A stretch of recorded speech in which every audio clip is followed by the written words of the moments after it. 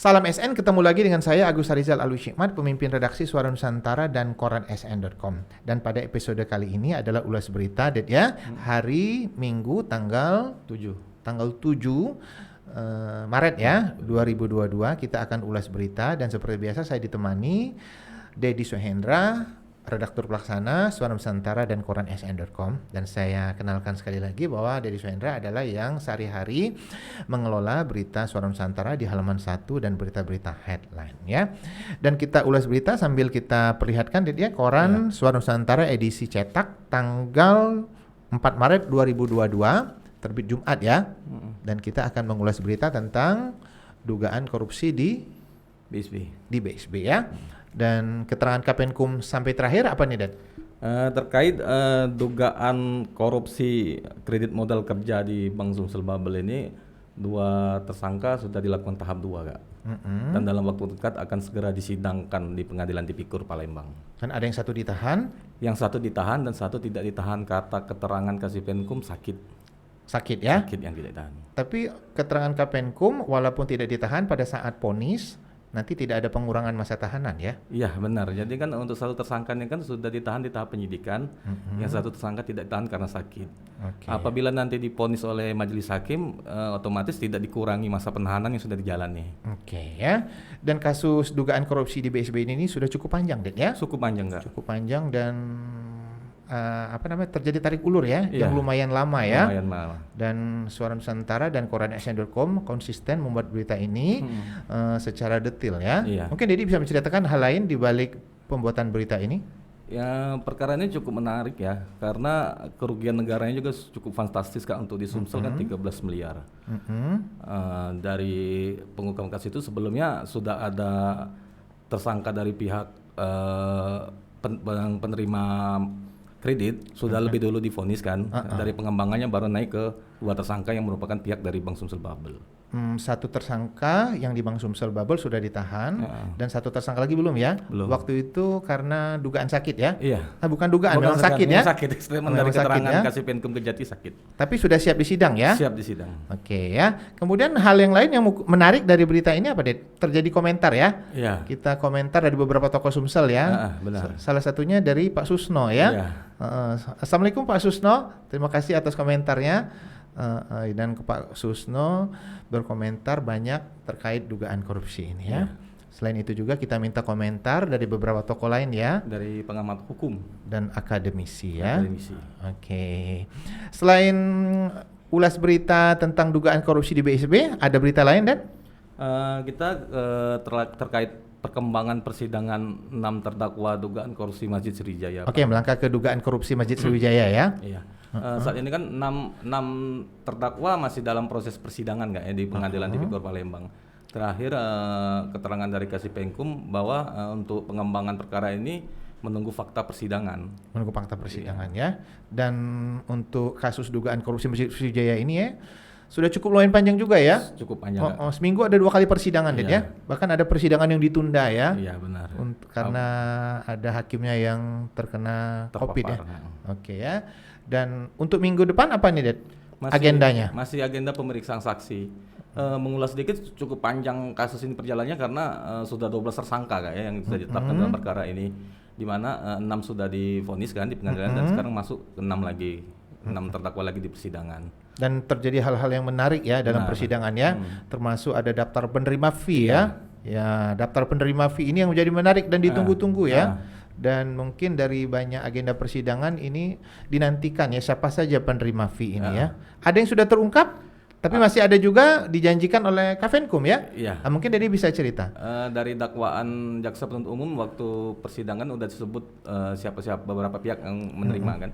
Tapi dari keterangan Kapenkum memang tidak menutup kemungkinan aliran dana fee ini ada beberapa pihak yang juga mengalir ke beberapa pihak, maksudnya kan. Nanti akan terungkap dari fakta persidangan, dari keterangan saksi segala macam. Dan kita tunggu saja ya. Tunggu saja, Kak. Dari keterangan Kapenkum Kejati juga tidak ada lagi agenda pemeriksaan ya di Kejati ya? Benar itu, Dan? Benar, Kak. Karena saat ini kan Kejati masih fokus ke 6 terdakwa yang sekarang proses persidangan. Apabila nanti fakta persidangan mungkin ada beberapa pihak yang diungkap, baru nanti akan tindak lanjuti. Kecuali di fakta persidangan ada temuan baru Iya, ya, iya. tentu akan dipanggil ya. Dan belum ada ya Belum fakta-fakta. ada, sejauh ini belum ada agenda pemanggilan saksi, Kak. Dan untuk diketahui penikmat lensa SN bahwa setiap sekali sidang dugaan korupsi Masjid Sriwijaya, Suara Nusantara selalu menjadikan berita ini menjadi berita utama, Ded, ya. Iya. Baik di edisi cetak maupun di edisi online ya. Koran Dan SN. untuk edisi online, penikmat lensa SN itu lebih leluasa membacanya karena kami bagi per item berita ya. Kadang-kadang satu sidang kita bagi sampai 3 atau 4 berita, Ded, ya. Betul. Oke ya, dan walaupun libur, kadang-kadang kita untuk diketahui edisi cetak itu libur pada edisi Sabtu dan Minggu ya. Kami tetap setia menyajikan berita-berita persidangan dugaan korupsi Masjid Sriwijaya ya. Kemudian bisa diperlihatkan ke penikmat lensa SN di halaman 1 untuk koran edisi Jumat. Boleh dibacakan judulnya, Ded? Itu lainnya di Rut Pasti Tahu. Oke, kemudian second HL-nya itu ada itu ya, pintu masuk membongkar tersangka lainnya di BSB. Kemudian ada berita lain, Kejari dalami penyidikan dugaan korupsi sertifikat tanah BPN. Iya. Kemudian ada juga yang Dedi terangkan tadi ya, Iya. tentang dugaan aliran fee di sidang 6 terdakwa ya. Kejati pastikan akan ungkap ya. Oke, cukup sekian, Ded, ya. Dan kemudian di halaman 12, jadi mungkin bisa perlihatkan berita di halaman 12. Oke, Dedi yang mau perlihatkan saya yang baca ya. Itu ada Ikatasti dukung program pemerintah dan Wali Kota Harnojoyo. Ya, Ikatasti ketuanya adalah Pak Ihwanuddin. Ya, Assalamualaikum Pak Ihwanuddin, semoga selalu sehat ya. Kemudian berita di bawahnya itu Haji Askolani, saya akan terus bekerja buat masyarakat. Ya, semoga Pak Askolani selalu sehat. Ya, ini bupati yang sangat merakyat ya. Kemudian berita yang di bawahnya itu melalui Isra Mi'raj Zuhri Lubis hidupkan kembali religius generasi muda. Zuhri Lubis dikenal sebagai Ketua Forum Komunikasi FK49 ya. Benar. Oke, Dan ya. Oke, kita lanjut ke ulas berita yang lain, Dan. Ada berita yang lain yang bisa dijelaskan? Mungkin perkembangan OTT KPK di Mubah, Kak. Apa itu? Dalam perkara ini kan JPU KPK Jumat kemarin sudah melimpahkan berkas perkara 3 tersangka. Diterima oleh Panitra Muda Tipikor Palembang. Dengan dilimpahkannya berkas perkara ketiga tersangka oleh JPU KPK, maka ketiga tersangka dalam waktu dekat akan disidangkan juga di Pengadilan Tipikor Palembang. Oh, sudah kita beritakan itu Sudah, di Koran SN Koran edisi SN, Jumat ya. Edisi Jumat. Tapi untuk berita ulas awalnya kan kita terbitkan juga di cetak edisi Jumatnya. Oke ya. Oke. Kemudian untuk kasus dugaan korupsi di pembebasan lahan tol Oki? Oke. Untuk dugaan korupsi jalan tol di Oki ini hingga kini masih melakukan penyidikan oleh Kejati Sumsel ya. Belum ada tersangka yang Belum ada tersangka ya? tersangka ditetapkan, tapi penyidikan masih terus berlangsung. Dan terakhir kata Kasipenkum, Kejati masih melakukan pendalaman penyidikan untuk mengungkap tersangka dalam perkara tersebut. Oke ya, kita tunggu saja ya. Iya.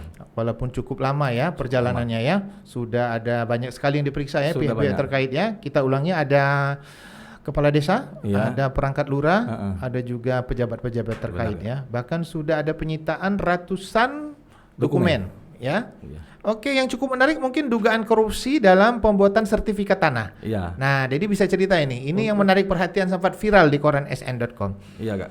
Untuk dugaan korupsi sertifikat tanah di BPN Palembang ini ditangani oleh Kejari Palembang, Kak ya, proses penyidikannya. Dan sudah ada 2 tersangka yang ditetapkan dan sudah ditahan. Untuk melengkapi berkas perkara kedua tersangka, saat ini Jaksa Bidang Pitus Kejari Palembang terus melakukan pemeriksaan para saksi, Kak.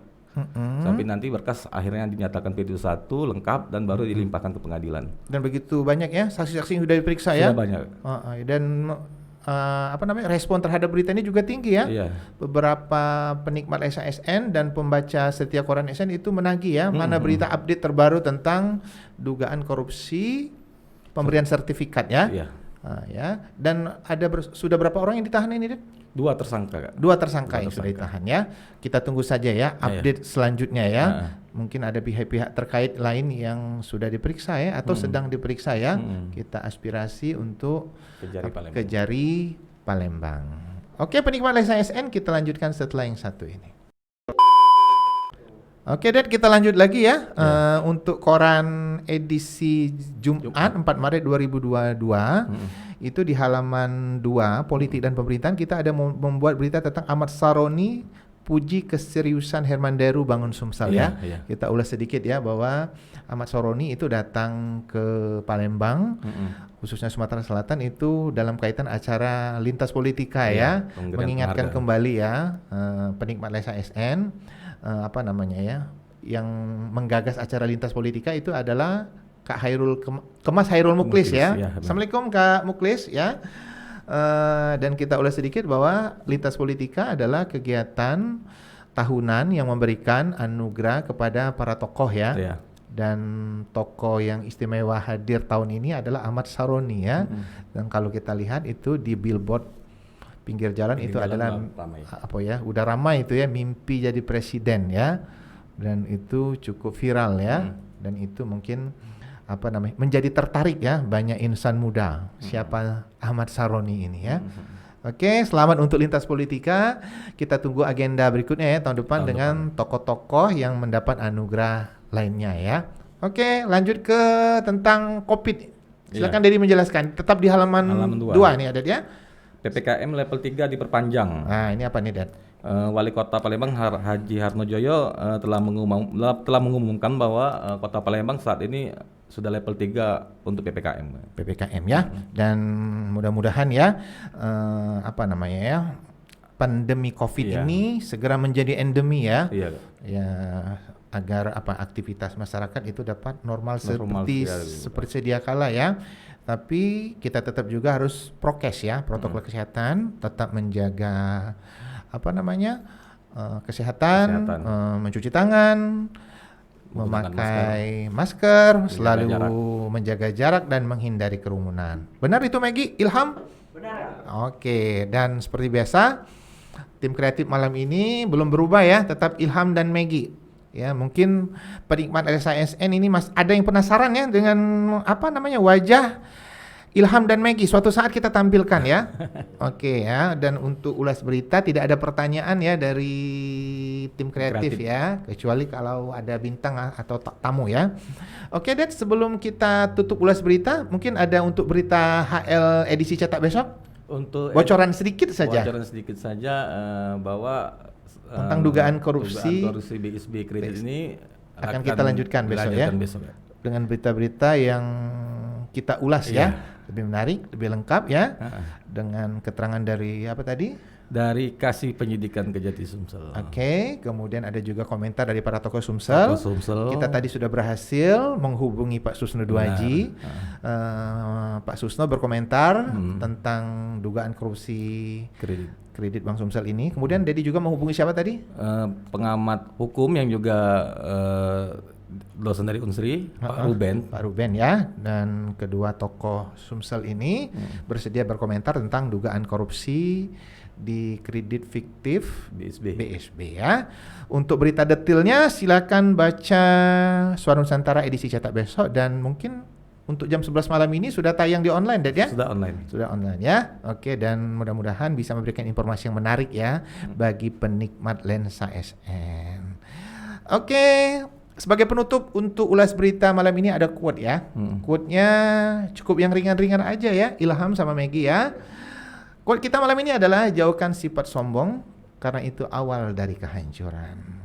Oke, jangan lupa untuk selalu like, comment, share, dan subscribe kanal YouTube Lensa SN agar informasi menarik dari YouTube ini tetap tersebar merata di bumi Sumatera Selatan. Demikian dari saya. Wassalamualaikum warahmatullahi wabarakatuh.